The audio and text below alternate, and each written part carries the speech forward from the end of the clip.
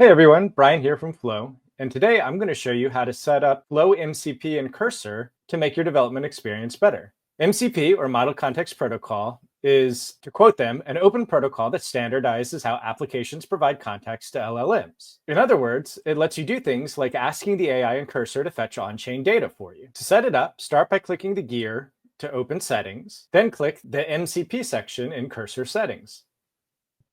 You can click this button here to open the config file and add the following configuration. As always, you don't have to squint to read this. There's a link below. You will have to quit and restart Cursor to start this up. Once you've done that, you'll need to wait a moment for the server to start. And when it's ready, you'll see a little green dot right here next to Flow MCP. Once you've done that, you can ask the AI questions. For example, we'll say, please get the balance of flow on testnet